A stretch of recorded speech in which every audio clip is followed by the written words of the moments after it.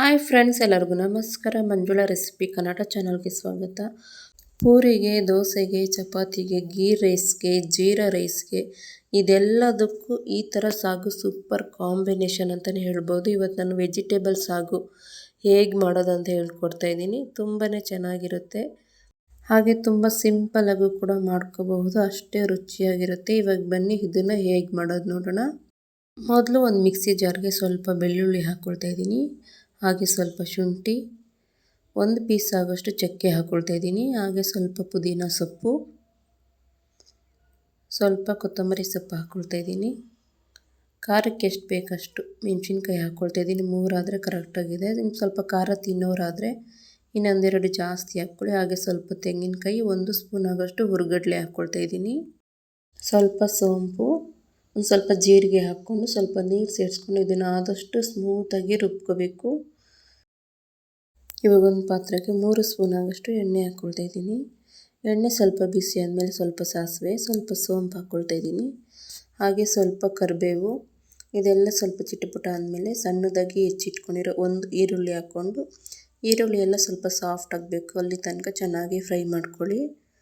ಇನ್ನೂ ನಮ್ಮ ಚಾನಲ್ಗೆ ಸಬ್ಸ್ಕ್ರೈಬ್ ಆಗಿಲ್ಲ ಅಂದರೆ ಪ್ಲೀಸ್ ಒಂದು ಸಬ್ಸ್ಕ್ರೈಬ್ ಆಗಿ ಸಪೋರ್ಟ್ ಮಾಡಿ. ಈರುಳ್ಳಿ ಎಲ್ಲ ಸ್ವಲ್ಪ ಚೆನ್ನಾಗಿ ಸಾಫ್ಟ್ ಆಗಿದೆ. ಇವಾಗ ಇಲ್ಲಿ ನಾನು ಕ್ಯಾರೆಟು, ಬೀನ್ಸು, ಬಟಾಣಿ, ಆಲೂಗಡ್ಡೆ, ಹಾಗೆ ಗೋಬಿ ತೊಗೊಂಡಿದ್ದೀನಿ. ಇದನ್ನೆಲ್ಲ ಹಾಕ್ಕೊಂಡು ಚೆನ್ನಾಗಿ ಫ್ರೈ ಮಾಡ್ಕೋಬೇಕು. ನಿಮಗೆ ಯಾವ ತರಕಾರಿ ಇಷ್ಟ ಆಗುತ್ತೋ ಅದನ್ನೇ ಹಾಕ್ಕೊಂಡು ಮಾಡ್ಕೋಬಹುದು. ಇವಾಗ ಇದನ್ನು ಎಣ್ಣೆದಲ್ಲೇ ಸ್ವಲ್ಪ ಚೆನ್ನಾಗಿ ಫ್ರೈ ಮಾಡ್ಕೋಬೇಕು. ನೀವು ಬೇಕಿದ್ರೆ ಮೊದಲೇ ತರಕಾರಿ ಎಲ್ಲ ಸಪ್ರೇಟಾಗಿ ಬೇಯಿಸ್ಕೊಂಡು ಹಾಕೋಬಹುದು. ಈ ರೀತಿ ಎಣ್ಣೆದಲ್ಲೇ ಚೆನ್ನಾಗಿ ಫ್ರೈ ಮಾಡಿಕೊಂಡ್ರೆ ಹಸಿ ತರಕಾರಿ ತಿನ್ನೋವಾಗ ಕ್ರಂಚಿಯಾಗಿ ಚೆನ್ನಾಗಿರುತ್ತೆ. ನಿಮ್ಗೆ ಈ ಥರ ಇಷ್ಟ ಇಲ್ಲ ಅಂದರೆ ಮೊದಲೇ ಬೇಯಿಸ್ಕೊಂಡು ಹಾಕಬಹುದು. ಇವಾಗ ಒಂದು ಟೊಮೊಟೊ ಹಾಕ್ಕೊಳ್ತಾ ಇದ್ದೀನಿ. ತರಕಾರಿ ಟೊಮೊಟೊ ಎಲ್ಲ ಚೆನ್ನಾಗಿ ಫ್ರೈ ಮಾಡ್ಕೋಬೇಕು. ಒಂದು 3 ನಿಮಿಷದವರೆಗೂ ಎಣ್ಣೆದಲ್ಲೇ ಚೆನ್ನಾಗಿ ಫ್ರೈ ಮಾಡ್ಕೊಳ್ಳಿ. ನೀವಿಲ್ಲಿ ನೋಡ್ತಾ ಇರ್ಬೋದು, ಚೆನ್ನಾಗಿ ಫ್ರೈ ಮಾಡ್ಕೊಳ್ತಾ ಇದ್ದೀನಿ. ಎಷ್ಟು ಚೆನ್ನಾಗಿ ಫ್ರೈ ಮಾಡಿಕೊಂಡ್ರೆ ಅಷ್ಟು ಚೆನ್ನಾಗಿರುತ್ತೆ. ಇವಾಗ ಇದಕ್ಕೆ ನಾನು ಒಂದು ಚಿಕ್ಕ ಲೋಟ ಆಗೋಷ್ಟು ನೀರು ಹಾಕ್ಕೊಂಡು ರುಚಿಗೆ ಎಷ್ಟು ಬೇಕಷ್ಟು ಉಪ್ಪು ಹಾಕ್ಕೊಳ್ತಾ ಇದ್ದೀನಿ. ಉಪ್ಪು ಹಾಕ್ಕೊಂಡು 1-2 ಸತಿ ಮಿಕ್ಸ್ ಮಾಡಿಕೊಂಡು ಪ್ಲೇಟ್ ಮುಚ್ಚಿ ಒಂದು 5 ನಿಮಿಷದವರೆಗೂ ಚೆನ್ನಾಗಿ ಬೇಯಿಸ್ಕೊಳ್ತೀನಿ. ಇವಾಗ ನೀವಿಲ್ಲಿ ನೋಡ್ಬೋದು, ಒಂದು 5 ನಿಮಿಷ ಆದಮೇಲೆ ಓಪನ್ ಮಾಡಿ ನೋಡ್ತಾ ಇದ್ದೀನಿ. ತರಕಾರಿ ಎಲ್ಲ ಒಂದು 70% ಅಷ್ಟು ಚೆನ್ನಾಗಿ ಬೆಂದಿದೆ. ಈ ರೀತಿ ಬೇಯಿಸ್ಕೋಬೇಕು, ನೋಡ್ತಾ ಇರ್ಬೋದು ನೀವಿಲ್ಲಿ. ಇವಾಗ ಮೊದಲೇ ರುಬ್ಬಿಟ್ಕೊಂಡಿರೋ ಮಸಾಲ ಹಾಕ್ಕೊಳ್ತಾ ಇದ್ದೀನಿ.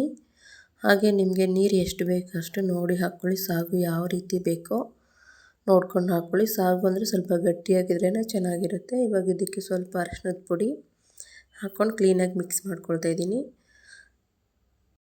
ನಿಮಗಿದು ಇವಾಗ ನೋಡೋವಾಗ ತೆಳ್ಳಗಿದೆ ಅನಿಸ್ಬೋದು, ಹಾಗೆ ಇದು ಬೇಯ್ತಾ ಹುರ್ಗಡ್ಲೆ ಹಾಕಿರೋದ್ರಿಂದ ಗಟ್ಟಿಯಾಗುತ್ತೆ. ಉಪ್ಪು ಏನಾದರೂ ಕಡಿಮೆ ಇದ್ದರೆ ಈ ಟೈಮಲ್ಲಿ ಸ್ವಲ್ಪ ಸೇರಿಸ್ಕೊಳ್ಳಿ. ನಾನು ಹಾಕಿರೋ ಉಪ್ಪು ಕರೆಕ್ಟಾಗಿದೆ. ಮೊದಲೇ ತರಕಾರಿ ಎಲ್ಲ ಒಂದು 70% ಬೆಂದಿರುತ್ತೆ. ಇವಾಗ ಒಂದು ಸ್ವಲ್ಪ ನೀರು ಹಾಕ್ಕೊಂಡು ಈ ಮಸಾಲೆ ಹಸಿ ವಾಸನೆ ಎಲ್ಲ ಹೋಗೋವರೆಗೂ ಚೆನ್ನಾಗಿ ಬೇಯಿಸ್ಕೋಬೇಕು. ಇದು ಸ್ವಲ್ಪ ಗಟ್ಟಿಯಾಗಿದ್ರೇ ಚೆನ್ನಾಗಿರುತ್ತೆ. ಇವಾಗ ಪ್ಲೇಟ್ ಮುಚ್ಚಿ ಲೋ ಫ್ಲೇಮಲ್ಲೇ ಒಂದು 5 ನಿಮಿಷ ಬೇಯಿಸ್ಕೊಳ್ತೀನಿ.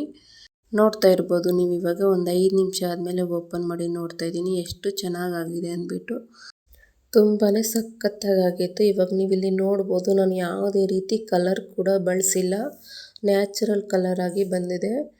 ನೀವು ಒಂದು ಸತಿ ಈ ಥರ ಟ್ರೈ ಮಾಡಿ, ತುಂಬಾ ಚೆನ್ನಾಗಿರುತ್ತೆ. ಗೀ ರೈಸು, ಪೂರಿ, ಚಪಾತಿ ಯಾವುದ್ರ ಜೊತೆ ಬೇಕಾದರೂ ತಿನ್ಬೋದು, ಸಖತ್ತಾಗಿರುತ್ತೆ. ಈ ವಿಡಿಯೋ ಏನಾದರೂ ನಿಮ್ಗೆ ಇಷ್ಟ ಆಗಿದ್ರೆ ಪ್ಲೀಸ್ ಒಂದು ಲೈಕ್ ಮಾಡಿ, ನಿಮ್ಮ ಫ್ರೆಂಡ್ಸ್ ಆ್ಯಂಡ್ ಫ್ಯಾಮಿಲಿ ಜೊತೆ ಈ ವಿಡಿಯೋ ಶೇರ್ ಮಾಡಿ. ಇನ್ನೂ ನಮ್ಮ ಚಾನಲ್ಗೆ ಸಬ್ಸ್ಕ್ರೈಬ್ ಆಗಿಲ್ಲ ಅಂದರೆ ಪ್ಲೀಸ್ ಮರಿದಿರೋ ಒಂದು ಸಬ್ಸ್ಕ್ರೈಬ್ ಆಗಿ. ನಿಮ್ಮ ಸಬ್ಸ್ಕ್ರೈಬ್ ನಮಗೆ ತುಂಬಾ ಮುಖ್ಯ ಆಗುತ್ತೆ, ಹಾಗೆ ಸಪೋರ್ಟ್ ಮಾಡಿ. ನಿಮ್ಮ ಅನಿಸಿಕೆ ಅಭಿಪ್ರಾಯ ಕೂಡ ಕಮೆಂಟ್ ಮಾಡಿ. ಧನ್ಯವಾದಗಳು. Thank you for watching.